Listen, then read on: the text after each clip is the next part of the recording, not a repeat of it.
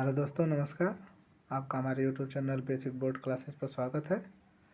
जैसा कि हम लोग पिछले वीडियो में जल संसाधन का शॉर्ट रिवीजन किया था, आज इस वीडियो में हम इस जल संसाधन चैप्टर का क्या करेंगे, क्वेश्चन आंसर वाला पार्ट देखेंगे और उसको सॉल्व करने की कोशिश करेंगे। ये हमारा सामाजिक विज्ञान के भूगोल पोर्शन का चैप्टर है, जल संसाधन। चलिए इसका हम क्वेश्चन आंसर आज करते हैं। पहले हम बहुविकल्पी प्रश्न देखेंगे। पहला प्रश्न हमारा है, निम्नलिखित में से कौन सा जल अधिक खारा होता है? वर्षा का जल, अधोभौमिक जल, समुद्र का जल, नदी का जल। हमें पता है समुद्र का जल खारा होता है। पृथ्वी पर उपलब्ध कुल जल में से कितना भाग मीठे फ्रेश वाटर पानी का है? 2.25। भारत में विश्व की कुल जल संसाधनों का कितना प्रतिशत भाग उपलब्ध है? कितना प्रतिशत? 4%। जनसंख्या कितना रहती है? 17%। निम्नलिखित में से एक कौन सा जल संसाधन का स्रोत है? महासागरीय जल, स्थलीय जल, भूमिगत जल अथवा अधोभौमिक जल? उपरोक्त सभी है। विश्व में अलवणीय जल का कितना प्रतिशत भाग अंटार्कटिका, ग्रीनलैंड और पर्वतीय क्षेत्रों में बर्फ की चादरों या हिमनदों के रूप में मिलता है? कितना प्रतिशत? 70%। निम्नलिखित में से कौन सा कारक जल की कमी के लिए उत्तरदायी है? समाज का विभिन्न वर्गों में असमान वितरण, अत्यधिक जनसंख्या, जल प्रदूषण? क्या है? सभी है। उपरोक्त में से क्या है जल की कमी के लिए उत्तरदायी है? ये सभी हैं। उत्तरदायी तो ये सभी हैं जल की कमी के लिए, इनमें से कोई नहीं होगा। ये सभी रहता तो आंसर वही होता। बहुउद्देशीय नदी परियोजनाओं में आधुनिक भारत का मंदिर है, यह कथन किसने कहा था? यह जवाहरलाल नेहरू, हमारे जो प्रथम प्रधानमंत्री थे, उनकी यह कथन था। निम्नलिखित में से कौन सा वक्तव्य बहुउद्देशीय परियोजनाओं के पक्ष में दिया गया तर्क नहीं है? कौन कौन सा तर्क इसमें है? बहुउद्देशीय परियोजनाएं उन क्षेत्रों की जल लाती हैं जहां जल की कमी होती है। बहुउद्देशीय परियोजनाएं जल बहाव को नियंत्रित करके बाढ़ का नियंत्रण करती हैं। बहुउद्देशीय परियोजनाएं हमारे उद्योग और घरों के लिए विद्युत पैदा करती हैं। बहुउद्देशीय परियोजनाओं के बृहद स्तर पर विस्थापित होता है और आजीविका समाप्त हो जाती है, विस्थापन होता है। तो हमारा क्या है? तीसरा वाला सही होगा। इसमें तर्क नहीं है, ये तर्क नहीं दिया गया था। अगला क्वेश्चन हमारा है कि निम्नलिखित में से एक कौन सा बहुउद्देशीय परियोजना के उद्देश्यों में शामिल है? बाढ़ नियंत्रण, सिंचाई में उपयोग, जल परिवहन? ये सभी हैं। निम्नलिखित में कौन सी परियोजना भारत की सबसे बड़ी परियोजना है? तो भाखड़ नागड़ परियोजना भारत की सबसे बड़ी परियोजना है। भारत की प्रथम नदी घाटी परियोजना निम्नलिखित से कौन सी थी? तो कौन सी थी? दामोदर वाली थी ना, दामोदर घाटी परियोजना थी। निम्नलिखित में कौन सी परियोजना पश्चिम बंगाल तथा झारखंड को संयुक्त रूप से संबोधित करती है? दामोदर घाटी, दामोदर नदी बहती है। सलाल बांध किस नदी पर बना हुआ है? चीनाब नदी पर। हीराकुंड बहुउद्देशीय परियोजना किस राज्य में स्थित है? हीराकुंड हमारा उड़ीसा में है। हीराकुंड परियोजना किस नदी पर बना हुआ है? तो महानदी पर बना हुआ है। रिहंद बांध परियोजना किस राज्य में बनाई गई है? रिहंद कहाँ बनाया गया है? उत्तर प्रदेश। निम्नलिखित में से उत्तर प्रदेश में सबसे बड़ी नदी घाटी परियोजना वही है, रिहंद है।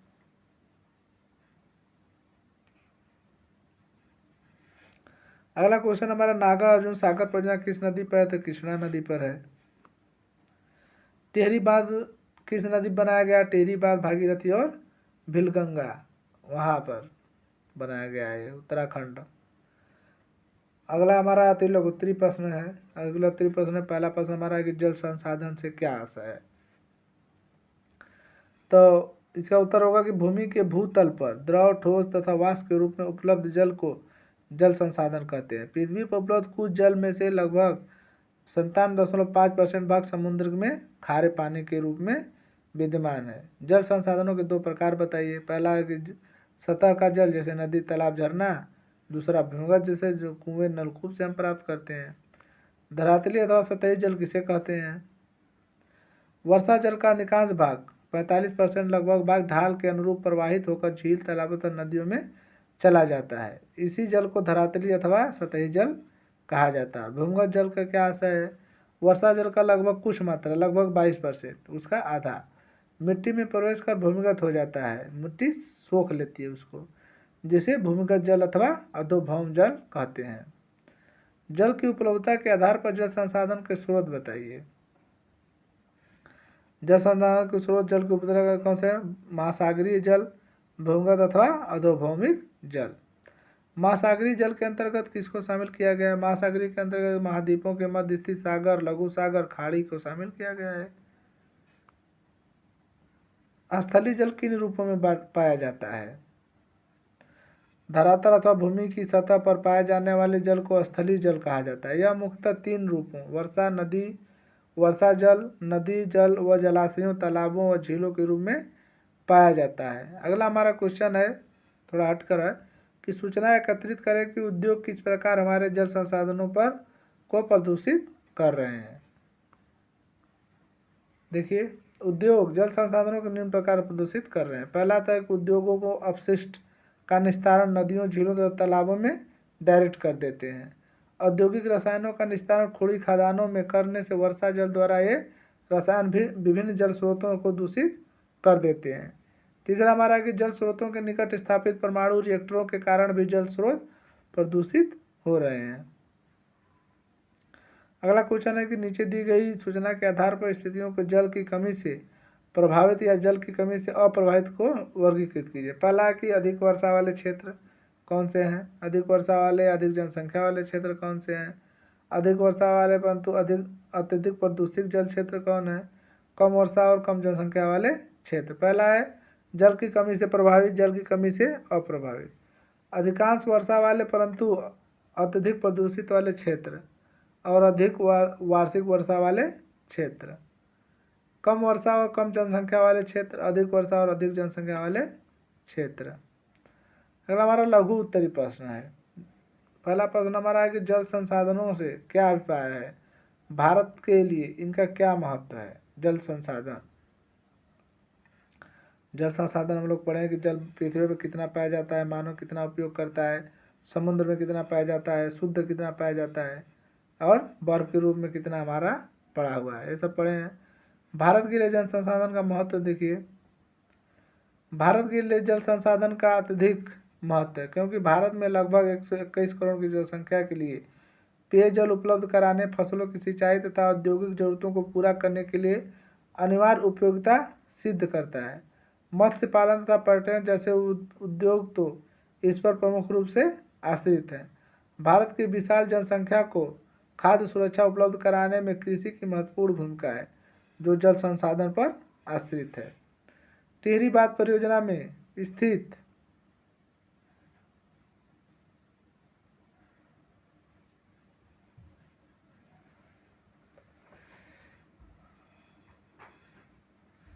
टिहरी बांध परियोजना की स्थिति बताइए। टिहरी बांध परियोजना उत्तराखंड के टिहरी जिले में हिमालय से निकलने वाली 2 नदियों भागीरथी एवं भिलगना के संगम पर बना है। यह बांध 260 मीटर ऊंचा तथा 575 मीटर लंबा है, जो विश्व का 5वां तथा भारत का सबसे ऊंचा बांध है। इस बांध का निर्माण 1994 में प्रारंभ हुआ, जो 2006 में बनकर तैयार हुआ और कार्य करने लगा। इस बांध परियोजना के अंतर्गत 3 जल विद्युत संयंत्र स्थापित किए गए हैं। पहला टिहरी बांध एवं जल विद्युत संयंत्र 1000 मेगावाट।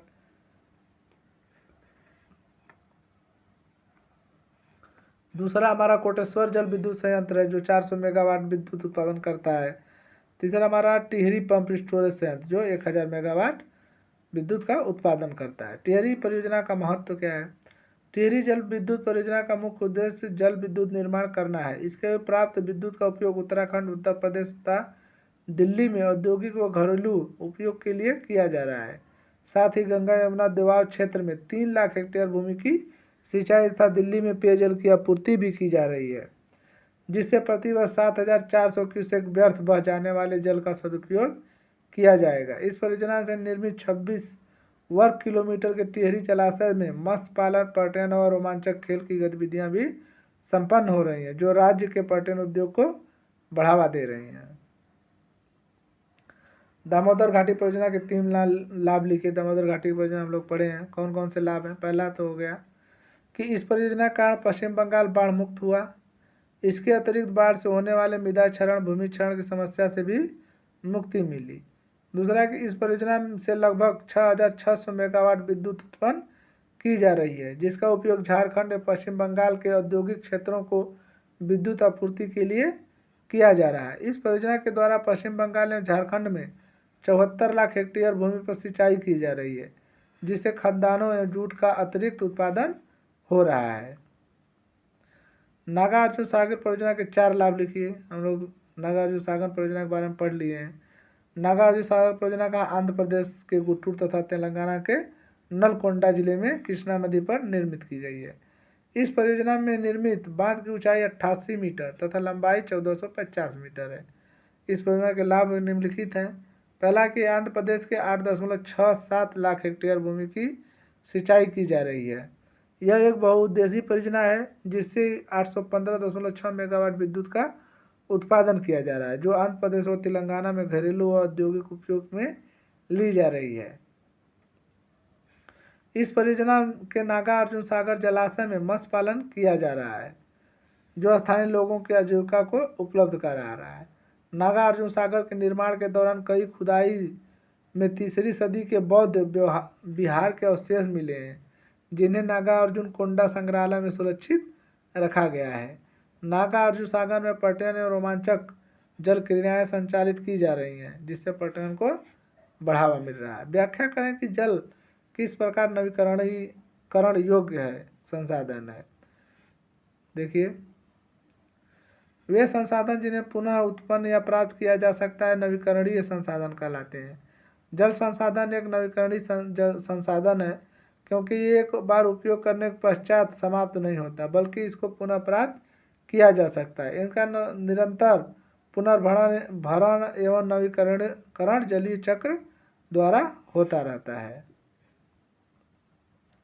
जल दुर्लभता क्या है, इसके 3 मुख्य कारण बताइए। जल की मांग की तुलना में मात्रा का कम होना जल का अभाव कहलाता है, अथवा जल के विशाल भंडार तथा नवीकरणीय गुणों के होते हुए भी यदि जल की कमी अनुभव की जाए तो उसे जल दुर्लभता कहते हैं। जिसका मुख्य कारण क्या है, जल का अति दोहन, जल के अत्यधिक उपयोग या उपभोग, जल संसाधनों का असमान वितरण, जल का प्रदूषण। ठीक है। The citizens fix report CSI 1999 के अनुसार बड़ी नदियां यथा गंगा और यमुना कोई भी शुद्ध नहीं है और छोटी नदियां जहरीली धाराओं में परिवर्तित हो गई हैं। अगला हमारा क्वेश्चन है कि बहुउद्देशीय नदी घाटी परियोजना के किन्हीं 4 महत्वों को बताइए। महत्व बताइए, उसके बारे में तो हम लोग पढ़ चुके हैं चैप्टर में। तो पहला महत्व है कि विद्युत ऊर्जा के उत्पादन में वर्ष 2005-06 से आर्थिक सर्वेक्षण के अनुसार इस परियोजना से 30,000 मेगावाट विद्युत का उत्पादन हुआ है। मार्च 2000 से 2000 में 37,000 था। भारत इस माध्यम से अपनी ऊर्जा आवश्यकताओं को 22% भाग का प्राप्त करता है। मृदा संरक्षण, ये परियोजना नदी के पानी की गति को धीमी करके मिट्टी का संरक्षण करती हैं। बाढ़ नियंत्रण, यह परियोजना अपने जलाशयों के अतिरिक्त पानी जमा करके बाढ़ों को नियंत्रित करती हैं। शुष्क सिंचाई, शुष्क मौसम में इस परियोजनाओं के जलाशयों से संरक्षित जल का उपयोग सिंचाई के लिए किया जाता है। नदी परियोजना के 3 प्रतिकूल प्रभाव को भी स्पष्ट कीजिए। पर्यावरणीय प्रभाव, पहला तो हो गया पर्यावरणीय प्रभाव। वनस्पति और जीवों के साथ ही मानव बस्तियां भी बांध द्वारा बनाए गए जलाशय में जलमग्न हो जाती हैं और वहां रहने वालों को विस्थापित कर दिया जाता है, जिसके कारण अनेक गैर सरकारी संगठनों के द्वारा इसका विरोध भी किया जाता है। मृदा की उर्वरता पर प्रभाव, प्राकृतिक रूप से आने वाले बाढ़ के कारण प्रत्येक वर्ष मृदा पर एक उर्वरक परत का विकास होता है, लेकिन बाढ़ में कमी होने के कारण मिट्टी की उर्वरता कम हो जाती है और लवणता भी बढ़ जाती है। समाज पर प्रभाव, बड़ी नदी परियोजनाएं स्थानीय समुदायों की जीविका और सांस्कृतिक परंपरा के समाप्त होने के कारण बनती हैं, जिसके परिणामस्वरूप स्थानीय जनसंख्या बड़े पैमाने पर विस्थापन करती है। भारत में कृषि ने किस प्रकार जल संकट को गहराया है, वर्णन कीजिए। देखते हैं क्या क्या कारण है, कृषि के द्वारा जल संकट कैसे पैदा होता है। जल का कृषि में अत्यधिक उपयोग किया जाता है। कृषि सिंचाई में उच्च उत्पादकता के लिए बीजों की उत्तम किस्म के लिए अति सिंचाई की जाती है। कृषि की व्यावसायीकरण के कारण भारी मात्रा में बहुत जल का उपयोग किया जाता है। कृषि के विस्तार के कारण अनुपजाऊ व बंजर भूमि पर सिंचाई के माध्यम से कृषि प्रारंभ की जाती है। अधिक कृषि उपभोग से भारत के कई क्षेत्रों में भौम जल का स्तर नीचे गिरता जा रहा है। बहुउद्देशीय परियोजनाओं से होने वाले लाभ और हानियों की तुलना कीजिए। देखिए लाभ हानि क्या है। लाभ एक तरफ, हानि एक तरफ। हम ग्राफ में देख लेते हैं। उत्पादन लाभ है कि विद्युत उत्पादन कर सकते हैं। हानि क्या है कि नदियों का प्राकृतिक बहाव प्रभावित होता है। लाभ है कि इसके जल का घरेलू उपयोग, औद्योगिक उपयोग कर सकते हैं। हानि है कि जलाशयों में तलछट का जमा हो जाता है।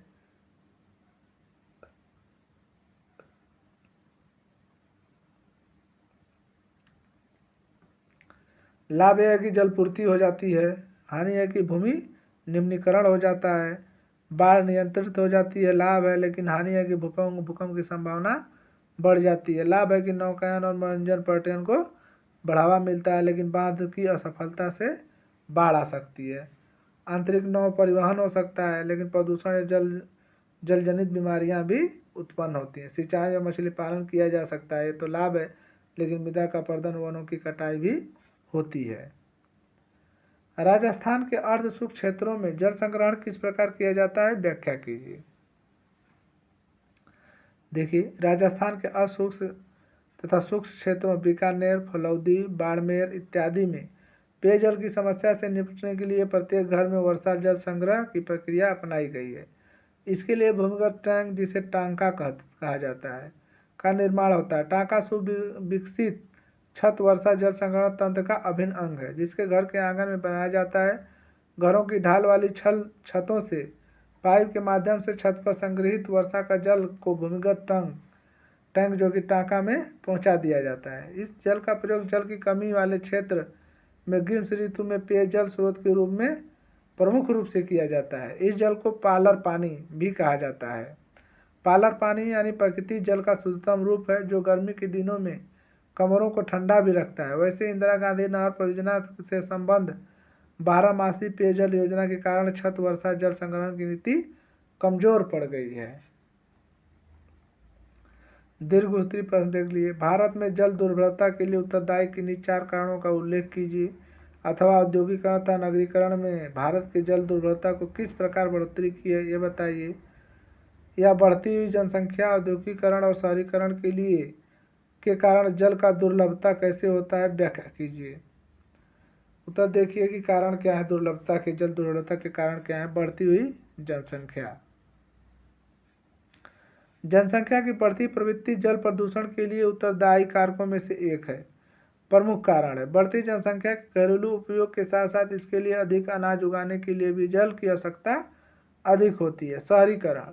बढ़ती जनसंख्या के कारण नगरों पर भारी दबाव बढ़ता है, जिससे तीव्र और अनियंत्रित नगरीकरण देखने को मिलता है, जिससे शहरों में घरेलू उपभोग के लिए जल की आवश्यकता में अपार वृद्धि होती है, जिससे जल का अतिशोषण होता है और जल दुर्लभता में की प्रवृत्ति और प्रबल हो जाती है। कृषि का वाणिज्यीकरण। हरित क्रांति की सफलता के बाद से ही किसान वाणिज्यिक फसलों को अधिक उत्पादन पर बल देते हैं। वाणिज्यिक फसलों के लिए अधिक जल तथा निवेश की आवश्यकता होती है। इसमें उत्पादित फसलें अधिक जलगहन होती हैं। इनमें इससे नलकूप और कुओं जैसे भौम जल निष्कासन के स्रोत के जल स्तर नीचे होता है। औद्योगिकीकरण। स्वतंत्रता के बाद भारत में तीव्र गति से उद्योगों का विकास हुआ। उद्योगों की बढ़ती संख्या के कारण अलवणीय जल संसाधन पर दबाव लगातार बढ़ता चला गया और जल का अतिदोहन हुआ और जल प्रदूषण भी बढ़ा। जल विद्युत उत्पादन के द्वारा भी जल दुर्लभता में वृद्धि देखने को मिली। अगला क्वेश्चन है कि बहुउद्देशीय नदी परियोजनाओं से पैदा होने वाली प्रमुख समस्याओं को वर्णन कीजिए। लाभ के बारे में समस्या क्या है। पहला है कि पर्यावरण पर प्रभाव। वनस्पति और जीवों के साथ ही मानव बस्तियां भी बांध के द्वारा जलाशय में जलमग्न हो जाती हैं और वहां रहने वालों को विस्थापित कर दिया जाता है, जिसके कारण अनेक गैर सरकारी संगठनों के द्वारा इसका विरोध भी किया जाता है। मृदा की उर्वरता पर प्रभाव। प्रकृति के रूप में आने वाली बाढ़ के कारण प्रत्येक वर्ष मृदा का एक उर्वरक परत का विकास होता है, लेकिन बाढ़ में कमी होने के कारण मिट्टी की उर्वरता कम हो जाती है और लवणता भी बढ़ जाती है। समाज पर प्रभाव। बड़ी नदी परियोजनाएं स्थानीय समुदायों की जीविका और सांस्कृतिक परंपरा को समाप्त होने का कारण बनती हैं, जिसके परिणामस्वरूप स्थानीय जनसंख्या बड़े पैमाने पर विस्थापन करती है। गरीब और भूमिहीन कृषक वर्ग कृषि भूमि के दूर हो जाने से स्वयं को असहाय अनुभव करते हैं। इससे धनी किसान और भूमिहीनों के बीच सामाजिक दूरियां उत्पन्न हो जाती हैं। जलीय जीव पर प्रभाव। बांध के जलाशय में मछलियों को पर्याप्त पोषक तत्व नहीं मिल पाते हैं और न ही वे अंडे देने के लिए बांध से बाहर पलायन कर पाती हैं। अगला क्वेश्चन हमारा कि बहुउद्देशीय परियोजनाओं के विरुद्ध हुए आंदोलनों का वर्णन कीजिए। कौन कौन से हुए भाई? विगत वर्षों में बहुउद्देशीय परियोजनाओं और बड़े बांधों को उनके कई प्रतिकूल प्रभावों के कारण आम जनता और सिविल सोसाइटी का विरोध का सामना करना पड़ा, जिसमें कुछ घटनाओं का वर्णन निम्नलिखित है। पहला है गुजरात में नर्मदा नदी पर बनाई गई सरदार सरोवर बांध परियोजना स्थानीय समुदाय के बड़े पैमाने पर विस्थापन का कारण है। नर्मदा बचाओ आंदोलन नामक एक गैर सरकारी संगठन ने कई पर्यावरणविदों, आदिवासी लोगों, किसानों और सामाजिक कार्यकर्ताओं के साथ उचित पुनर्वास और पारिस्थितिकीय सुरक्षा की मांग की। इसी प्रकार भागीरथ पर टिहरी बांध परियोजना के बड़े पैमाने पर विस्थापन के लिए कई सामाजिक आंदोलनों की शुरुआत की गई। उत्तर प्रदेश में सोन नदी पर रिहंदबाग परियोजना पर बड़े पैमाने पर विस्थापन किया, जिसके कारण इससे सार्वजनिक आंदोलनों का सामना करना पड़ा। गुजरात में साबरमती घाटी में अधिक पानी के सूखे क्षेत्रों और शहरी क्षेत्रों में आपूर्ति किए जाने पर किसान दंगों के लिए तैयार हो गए थे। कावेरी नदी के पानी का साझा करने के लिए कर्नाटक और तमिलनाडु के बीच बहुउद्देशीय परियोजनाओं की लागतों और लाभों को साझा करने के संबंध में अंतर्जातीय जल विवाद भी है। अगला प्रश्न हमारा कि बहुउद्देशीय नदी घाटी परियोजनाओं से आप क्या समझते हैं, इसका वर्णन कीजिए। बहुउद्देशीय नदी घाटी परियोजना। जिन नदी घाटी परियोजना के द्वारा एक साथ अनेक उद्देश्य पूर्ति हो उन्हें बहुउद्देशीय नदी घाटी परियोजना कहते हैं। भारत के प्रथम प्रधानमंत्री जवाहरलाल नेहरू ने इन्हें आधुनिक भारत के मंदिर की संज्ञा दी है, क्योंकि इनके द्वारा देश के सर्वांगीण विकास की रूपरेखा तैयार की जा सकती है। स्वतंत्रता प्राप्ति के पश्चात देश में खाद्यान्न उत्पादन, औद्योगिक विकास में भूमि संरक्षण में क्रांतिकारी परिवर्तन लाने के लिए इन परियोजनाओं को प्रारंभ किया गया। बहुउद्देशीय परियोजनाओं के लाभ या उद्देश्य या महत्व। देश की बहुआयामी विकास की गति प्रदान करने के लिए देश के अनेक नदियों पर बहुउद्देशीय परियोजनाओं की स्थापना की गई। इनके अंतर्गत नदियों के जल का उपयोग एक से अधिक उद्देश्यों की पूर्ति के लिए किया जाता है। इसके प्रमुख उद्देश्य निम्नलिखित हैं। पहला वह सिंचाई। नदियों पर बांध बनाकर विशाल जलाशय में जल एकत्र कर नहरें निकाली जाती हैं, जिनसे शुष्क क्षेत्रों में पेय तथा सिंचाई जल की आपूर्ति की जाती है। इंदिरा गांधी नहर का प्रमुख उदाहरण है, जिसके राजस्थान के शुष्क क्षेत्रों में काफ़ी हद तक हरा भरा बनाने में महत्वपूर्ण भूमिका निर्वाह की है। जल विद्युत उत्पादन। वर्तमान औद्योगिक युग में विद्युत एक अपरिहार्य ऊर्जा संसाधन बन गया है, जिसका निर्माण जल विद्युत द्वारा भी किया जाता है। नदियों में बांध बनाकर उनके द्वारा जल विद्युत संयंत्र स्थापित कर विद्युत निर्माण किया जाता है। भारत में उद्योगों के विकास में निम्न जल विद्युत संयंत्रों की उल्लेखनीय भूमिका है। इसके अथवा औद्योगिक विकास की कल्पना भी नहीं की जा सकती। बाढ़ नियंत्रण। विनाशकारी बाढ़ों पर नियंत्रण स्थापित करने में बहुउद्देशीय नदी घाटी परियोजनाओं का उल्लेखनीय भूमिका रही है। दामोदर नदी घाटी परियोजना इसका उल्लेखनीय उदाहरण है। पूर्व में दामोदर नदी की विनाशक बाढ़ों का इसे बंगाल का शोक कहा जाता था, किंतु अब स्थिति बदल चुकी है। मत्स्य पालन। बहुउद्देशीय नदी घाटी परियोजनाओं में निर्मित बांधों द्वारा विशाल जलाशयों का निर्माण होता है, जिनमें मत्स्य पालन से हजारों लोगों की आजीविका उपलब्ध कराई जा सकती है। उद्योग धंधों का विकास। ऊर्जा उद्योगों की अनिवार्य आवश्यकता ऊर्जा है। जल विद्युत द्वारा उद्योगों को प्रचुर मात्रा में सस्ती विद्युत उपलब्ध कराई जा रही है, जिससे देश का औद्योगिक विकास हो रहा है। नौवहन। बहुउद्देशीय परियोजनाओं के अंतर्गत निर्मित नहरों में जल परिवहन की संभावनाएं उपलब्ध होती हैं। वनीकरण। नदी घाटी क्षेत्र में वनीकरण किया जाता है, जिससे न केवल वन उपज की प्राप्ति हो बल्कि पर्यावरणीय संतुलन भी बना रहे। पर्यटन का विकास, बहुउद्देशीय नदी घाटी परियोजनाओं से निर्मित जलाशयों में पर्यटन का विकास होता है। इनमें नौका विहार तथा विभिन्न प्रकार के स्थानीय राष्ट्रीय अंतर्राष्ट्रीय जलीय खेल कूदों की प्रतियोगिता आयोजित की जाती है, जिससे पर्यटन उद्योग को बढ़ावा मिलता है। साथ ही स्थानीय निवासियों को आजीविका भी प्राप्त होती है। परंपरागत वर्षा जल संग्रहण की पद्धतियों को आधुनिक काल में अपनाकर जल संरक्षण एवं भंडारण किस प्रकार किया जा सकता है, इसका व्याख्या कीजिए। इस प्रश्न को मैंने जानबूझ के लिया है। देखिए क्या है, प्राचीन क्या व्यवस्था थी। खादीन और जोहड़, शुष्क और अशुष्क क्षेत्रों में खेतों में वर्षा जल एकत्रित करने के लिए गड्ढे बनाए जाते थे, जिससे मृदा को सिंचित किया जा सके और संरक्षित जल को खेती के लिए उपयोग में लाया जा सके। राजस्थान के जैसलमेर में खादीन और अन्य क्षेत्रों में जोहड़ इसके उदाहरण है। छत वर्षा जल संग्रह, राजस्थान और गुजरात के शुष्क क्षेत्रों में रहने वाले लोगों ने जल एकत्र करने के लिए छत वर्षा जल संग्रहण की विधि अपनाई है। टांका, ये बड़े भूमिगत टैंक होते हैं जिनका राजस्थान में सूक्ष्म और असूक्ष्म वर्षा क्षेत्रों में वर्षा के पानी को एकत्रित करने में करके उपयोग किया जाता है। बाढ़ जल वाहिकाएँ, बंगाल में बाढ़ के मैदान में लोगों को अपने खेतों की सिंचाई करने के लिए बाढ़ जल वाहिकाओं का विकास किया गया है। गुल या कुल, पहाड़ी और पर्वतीय क्षेत्रों में लोगों ने वर्षा का पानी, झरने का पानी जैसे गुल या कुल को एकत्र करने के लिए मोड़ चैनल बनाया। उदाहरण के लिए कृषि के लिए पश्चिमी हिमालयी हिमाचल प्रदेश। बांध टिप सिंचाई मिशन प्रणाली, मेघालय में नदियों और झरनों के जल को बांध से बने पाइप द्वारा एकत्रित करके 200 वर्ष पुरानी विधि प्रचलित है। इस तरह हम लोगों का इस चैप्टर का क्वेश्चन आंसर भी समाप्त हुआ। क्वेश्चन आंसर होंगे जो बुक से हम लोग पढ़ेंगे। चलिए तब अगले चैप्टर में